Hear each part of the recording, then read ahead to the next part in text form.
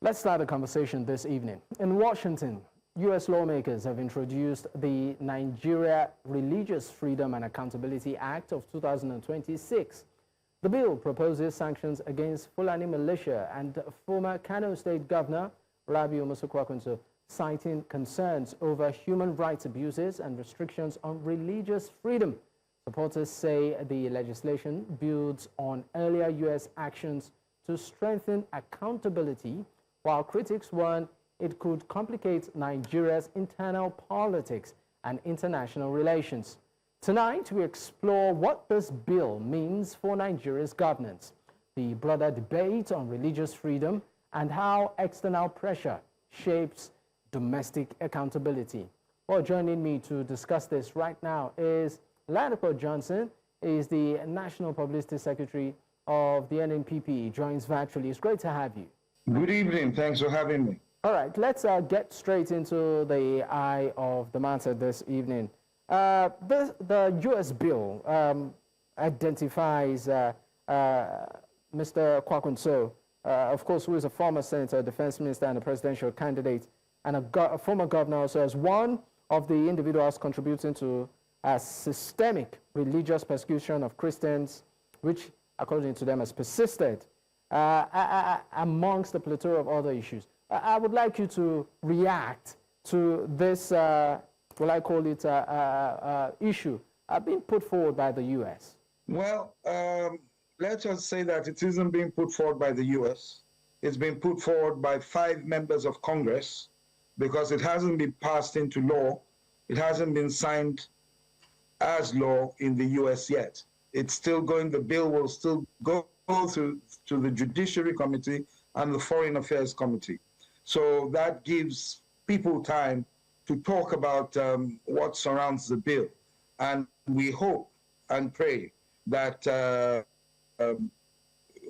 good sense will prevail when it is at committee stage, and that this thing will be jettisoned. There's some history there, Dapo, between Senator Kwankwaso and Riley Moore, who was the main sponsor of the bill. When you will recall that President Trump issued a warning, I won't call it a threat, to Nigeria, stating that there'll be military action, etc., because of the killing of Christians. And at that time, Senator Kwankwaso immediately, on the same day, I believe, replied and stated that, look, we are a sovereign nation. We do not need threats. What we need is your support, cutting-edge technology, information gathering systems, etc., to help the Nigerian government defeat the insurgency. That was what was in his reply.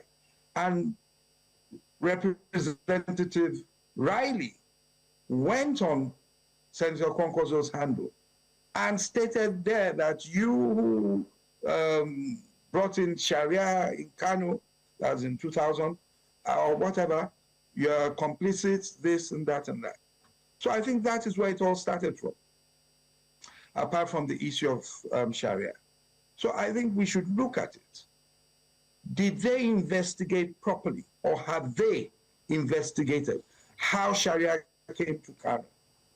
How Kwankwaso himself was a victim of the Sharia in Kano? He lost his re-election because he was supporting a Christian, that was President Obasanjo, for his re-election. So you're saying that Senator Kwankwaso was a victim of Sharia in Kano State because he lost his re-election. Oh yes. As against. Oh yes. Oh yes. You see, all you need to do is ask people in Kano. They'll tell you what happened then. Even former Governor Ganduje, the political enemy at the moment, suffered for it because Kwankwaso couldn't go out at a stage as governor, and Ganduje went to represent him. They stoned Ganduje, the people. They said they wanted Sharia. So it wasn't sponsored. The bill wasn't sponsored by Kwankwaso's government executive. It came from the House. It came from the House, and they tried. And back to Riley and the US was, where are the other governors? Kano wasn't the first. Kano State wasn't the first. Then please show us who was killed under Kwankwaso's Sharia when he was there. And then we wonder, is Sharia automatically a bad thing? I'm a Christian. The same US are in bed with the Saudi Arabia and with Qatar, to name just two that are Sharia states. So I think that we have to, yes, we have terrible things going on in Benue, in various places where Christians are being killed, others are being killed too. But yes, well, you have to investigate, do it properly. The only thing that I would say is that they have done me a favor. As a publicity secretary, they've let Nigerians know who Kwankwaso is. All right, just quickly, before we, of course, roll away from this particular issue and move into, of course, internal politics within the NNPP. So what's the next move now by Senator Kwankwaso? What is he going to do about it? What's next? The only move open to him is first to let Nigerians, the base, know that this is not the situation. I am not this sort of person. Once that is done, and I believe it has been done, as we're discussing now, then he has to make representation to the US Congress. If it were any other country as well, he would have to make representation. It's not that we're folding our arms and going behind, going in front and bowing down to Big Brother. No.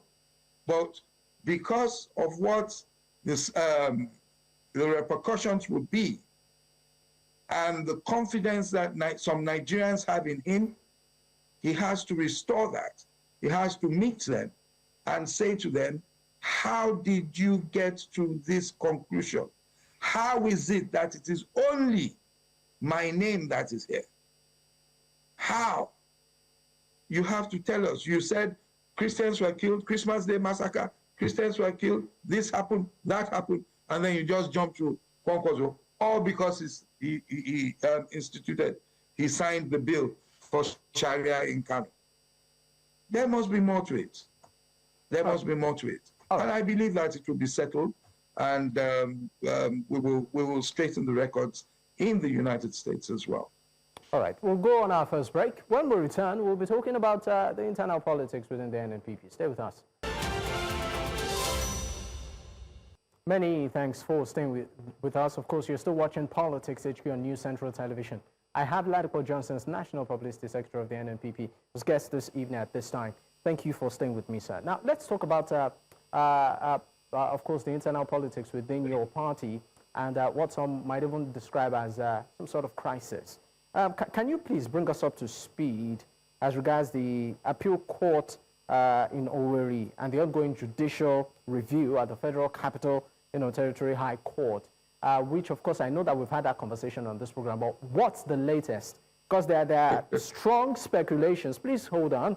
There are strong speculations that Governor Yusuf actually did leave the party because of these escalating court cases. I'd like you to clear the air on that. Governor Yusuf did not leave the party because of any escalating court cases. Governor Yusuf left the party because there was pull from the APC, the same pool that is pulling Fintiri, that has pulled how many governors? We shouldn't waste our time on such things. It was an afterthought by them. And all Nigerians know, whatever it is that is attracting these governors to the APC at a time when most Nigerians say that governance is bad at the national level, they'll come to tell us when elections come. That is the thing. We have court cases like other parties have, other parties have as well.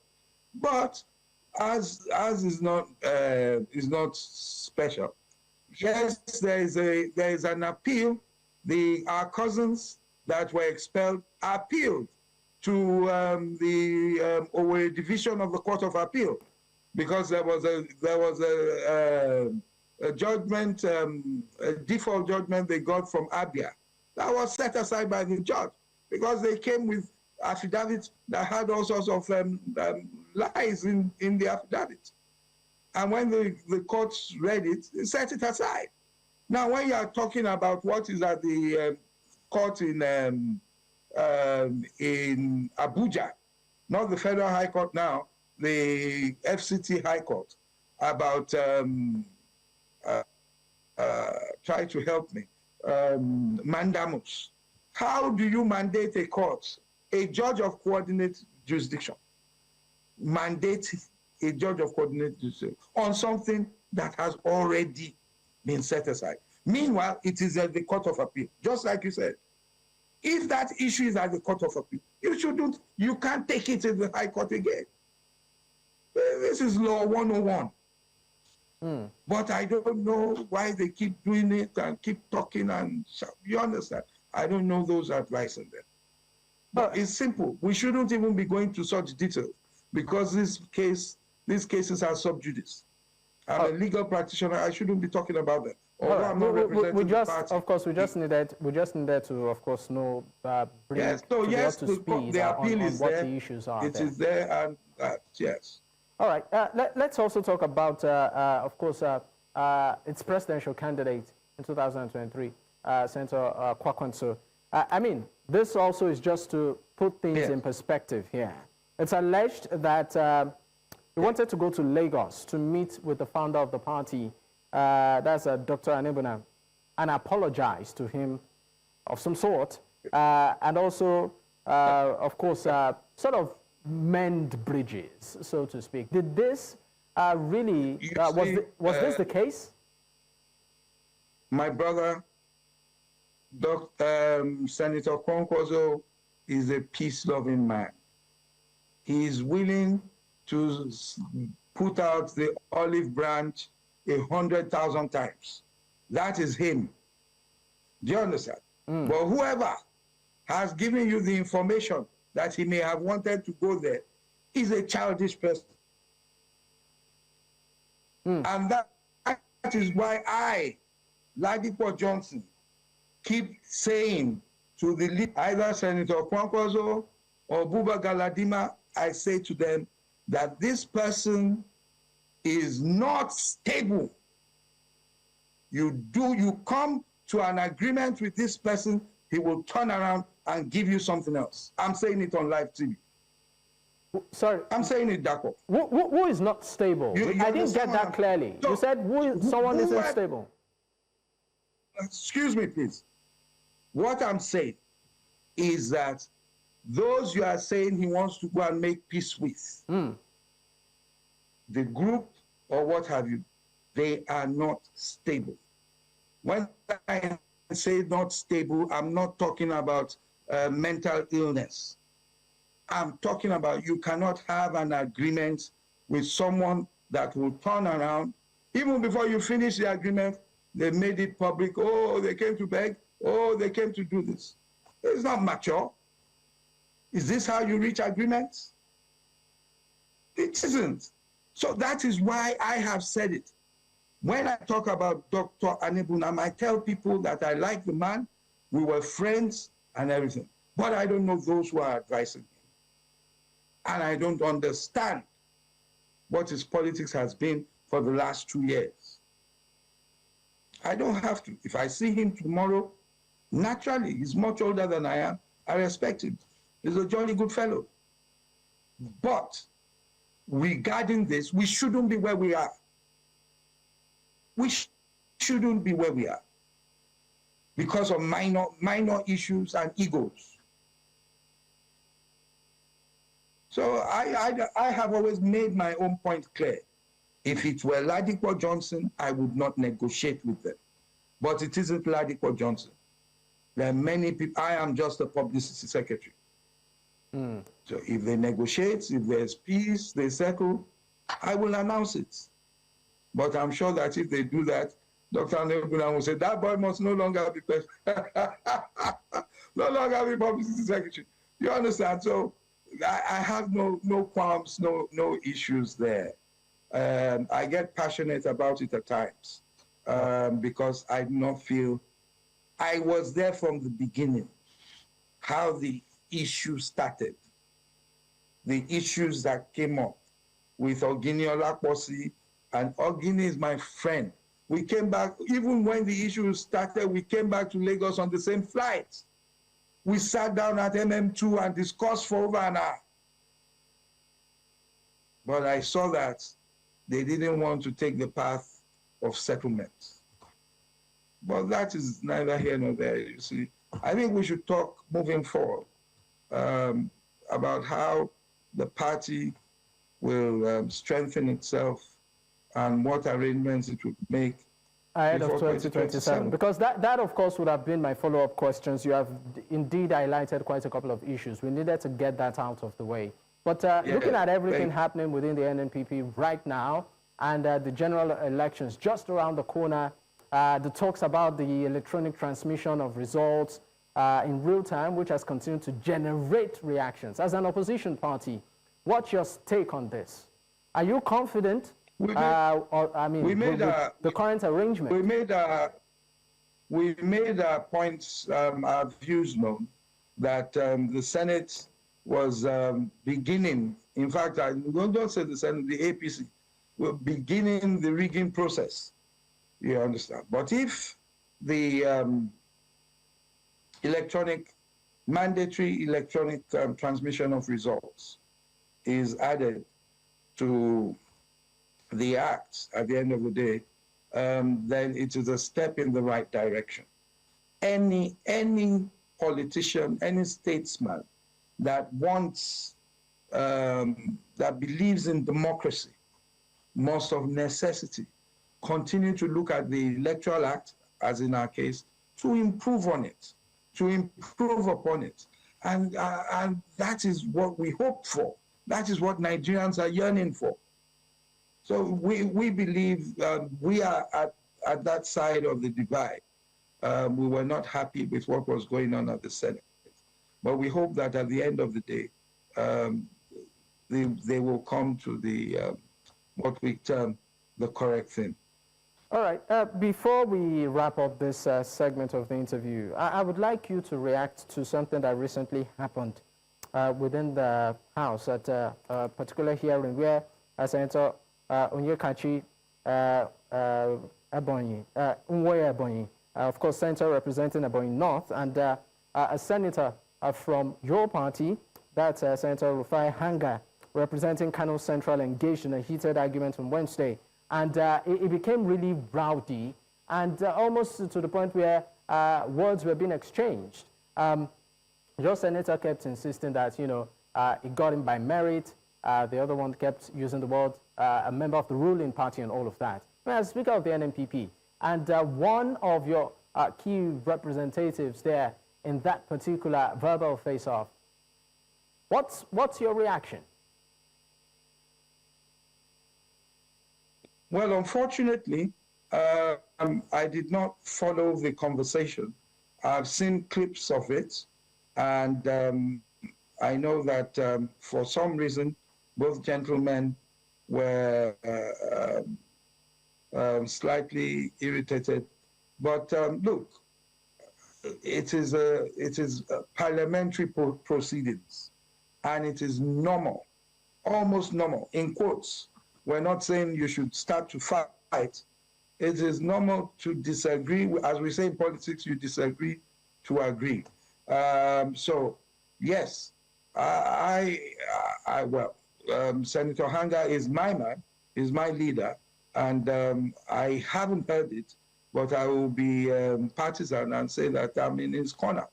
Do you understand? I haven't heard it, but I'm in his corner because he is my person, he's our representative, he's our senator, and he is a good person with fantastic demeanor. So for him to engage in loud exchange of words, there must be something that riled him, and I will give him the benefit of the doubt.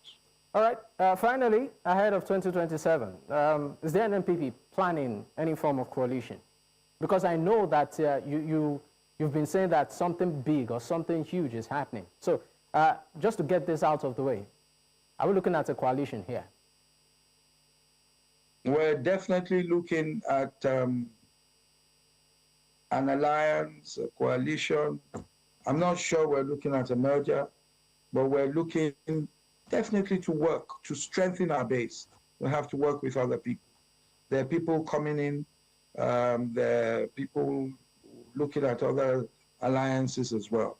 So we're on track, we are working, and there are some things that are meant to distract us, but are strengthening us, like the Washington declaration of the bill before Congress in America. It's ordinarily it would distract, but we're making sure that it would strengthen us and move us faster towards 2027. What it has done, as I said earlier, it has brought Senator Kwankwaso's name to every household, and we will make sure that they know who he really is, that he's a man of peace, he's a forward-looking man, he has empowered so many people when you talk about education and scholarships, even in Kano, whether Christian or Muslim. So many things, but this is not the time to start to do that. I'm not here to campaign for Kwankwaso. The time is coming. All right. Thank you very much for your time on the program this evening. Ladipo Johnson is the National Publicity Secretary of the NNPP. It's been a pleasure having you once again. Thank you.